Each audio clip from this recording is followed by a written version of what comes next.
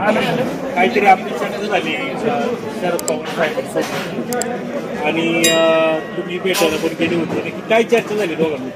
नाही, संजय बांगर बऱ्यापैकी आम्ही कार्यकर्ते आज साहेबांच्या सत्कारासाठी व आपल्या जुन्नर तालुक्यामध्ये आपले नेते आल्यामुळं निश्चितपणे सर्व आदिवासी बांधव आम्ही खरंतर साहेबांच्या भेटीला आम्हाला साहेबांनी कार्यकर्त्यांना बारामतीला बोलवले आणि मग भेटून चर्चा करणार. तुम्ही काही पक्षामध्ये इच्छुक आहेत? नाही, आम्हाला कसं होतं संजय बांगसाठी आम्हाला आम्ही आता पक्ष भरपूर आहेत सध्या महाराष्ट्रामध्ये, त्याच्यामुळे जर आम्हाला पवार साहेबांनी तिकीट दिली तर निश्चितपणे आम्ही त्याचा स्वीकार करतो. आपण बेनकेंना सोडणार तुम्ही? नाही, आत्ता सध्या कसं आहे, आम्ही पवार साहेबांचं पण इच्छुक आहे आणि अजितदादाचं पण इच्छुक आहे आणि अजून त्यांच्याहीपेक्षा आमचं म्हणणं एवढंच आहे, पुणे जिल्ह्यामध्ये एकदा आदिवासी बांधवाला कोणाला तिकीट द्यावा.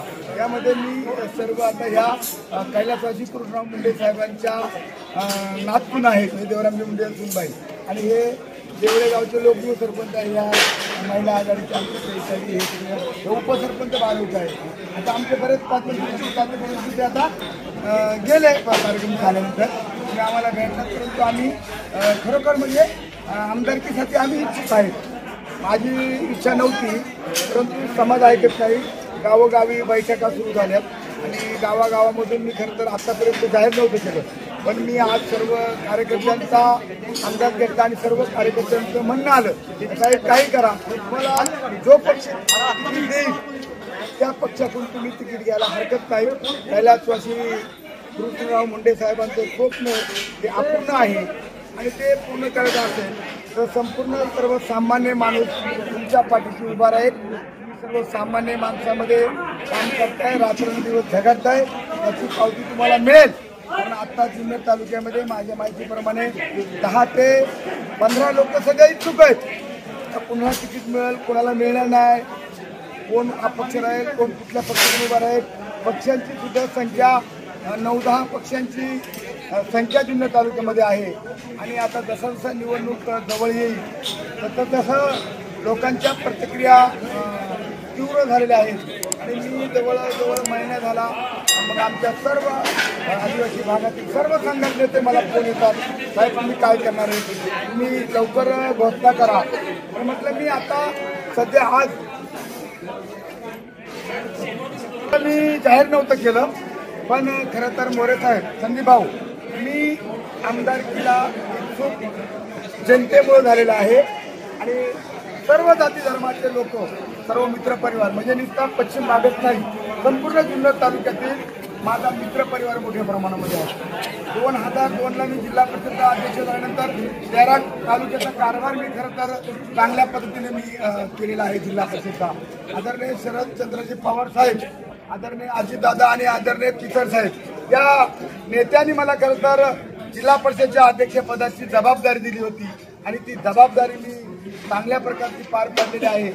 त्यामुळं आता तळागाळातला माणूस, सर्वसामान्य एखाद्या कार्यकर्ते नेते मंडळी लवकर म्हणणार नाही, पण सर्वसामान्य माणूस म्हणतोय की आता आदिवासी वादळ तुम्ही थांबायचं नाही, तुम्ही लढायचं, तुम्ही आता रडायचं नाही, तुम्ही आता लढायचं, अशा प्रकारचा आदेश जनतेतून सूर निघतोय आणि त्या आदेशानुसार मी आज खरं तर पवार साहेबांची आम्ही सर्वांनी भेट घेतली.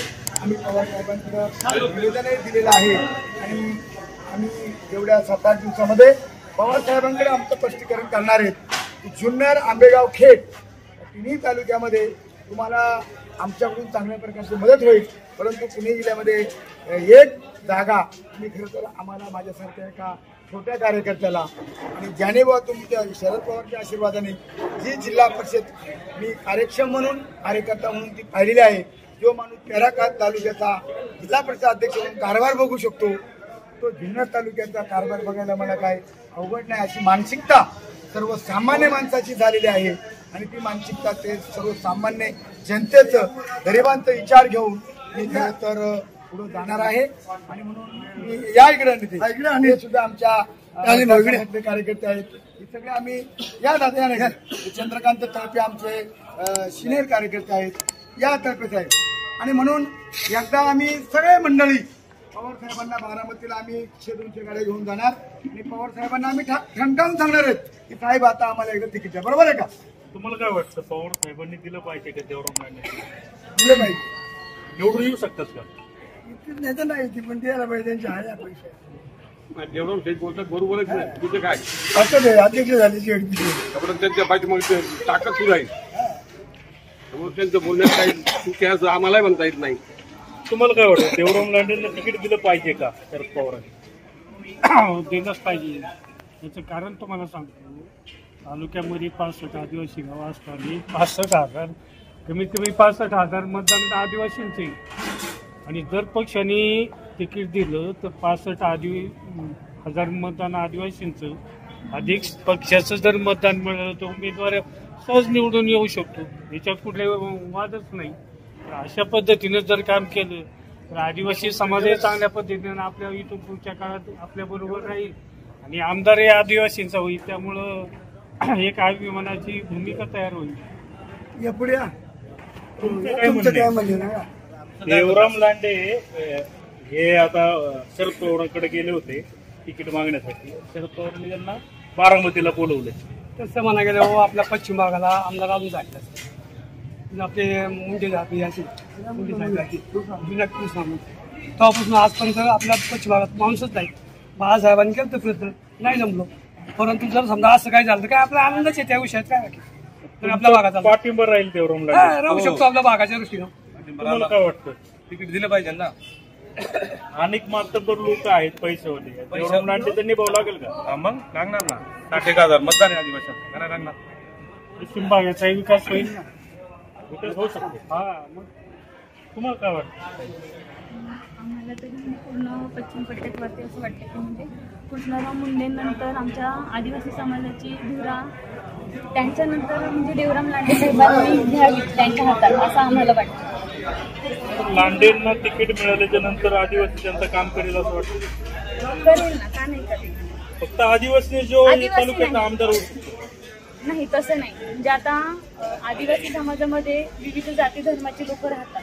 आमच्या इथे असं आहे की म्हणजे प्रत्येकाने एकजुटीने येऊन जर निश्चय केला की हा आम्हाला आमचा माणूस निवडून द्यायचा आहे तर नक्कीच म्हणजे आम्हाला असं वाटतं की देवराम लांडे साहेब निवडून येतील. लांडे साहेब आपण जनतेकडे म्हणजे पाठिंबा आहे तुम्हाला. उद्या असं बी लोक विचार करतील का देवराम लांडे फक्त आता निवडणूक आली म्हणून फक्त घोषणाबाजी करतात, ऐन वेळी ते माघार घेऊ शकतात. एकदाच मुंडेताई तसं खरं तर असं कधीच होणार नाही. आता मग सरपंच आहे या कैलासवासी कृष्णा मुंडेंच्या नातून आहेत. कृष्णा मुंडे म्हणून देवरामजी मुंडे साहेबांच्या त्या कुंभ आहेत आणि त्या राजूरगावच्या लोकयुक्त सरपंच आहेत. आणि म्हणून असे अनेक आजी माजी सरपंच कार्यकर्त्यांचं म्हणणं आहे की ही जी तुम्ही शंका विचारली किंवा तुम्ही नंतर मैदान सोडाल का, पण देवराम लांडे हात लावलेला पैलवान एकदा का मैदानात उतरलो तर मागं हटणार नाही असं सर्वसामान्य माणसं मत आहे. आणि म्हणून मी संदीप भाऊ खूप म्हणजे माझी इच्छा आजपर्यंत नव्हती व एवढे आपण लोकांचा आढावा घ्यावा. परंतु मी सर्व 40-50 गावं पूर्व भागात तिथे पिंपळगाव असेल जिल्ह्यापासून आणण्यापर्यंत नारायणगावपर्यंत सर्व जाती धर्मांना बरोबर घेऊन मी खरं तर निवडणूक लढण्याच्या तयारीमध्ये मी आहे. जनतेला काय तुम्ही आवाहन करणार?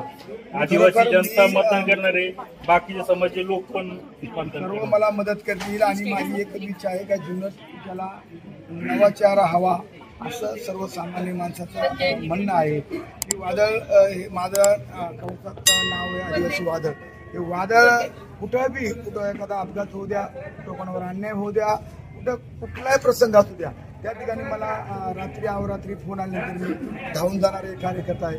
परवालाच एक प्रसंग घडला पांगरी माथेवर. तर मी रात्री तिथं 10 ते 1 वाजेपर्यंत संपूर्ण त्या एका तरुण आणि हे सरपंच साहेब लांडे साहेब आता उमेदवारी करतात, काही लोक टिंगल्या करतात आमदारकीला लढणारे म्हणून. तुम्ही कसं पाहताय? खरं पाहिलं तर टिंगल्या करणाऱ्यांची कीव येते. कारण समाजामध्ये किंवा पश्चिम भागामध्ये किंवा पूर्व भागामध्ये जर प्रत्येक गावागावामध्ये किंवा गरिबांपर्यंत जर पोहोचणारा कोणी माणूस असेल तर तो लांडे साहेब आहे. आणि प्रत्येकाच्या सुखदुःखामध्ये मी राजकारणात फारसा जुना नाही, परंतु 1-2 वर्षापूर्वाचा अनुभव आहे की लांडे साहेब प्रत्येकाच्या सुखदुःखामध्ये जातात आणि प्रत्येकास म्हणजे समाजापर्यंत एक आपुलकीचे नाळ जोडलेली माणूस म्हणजे लांडे साहेब आहे.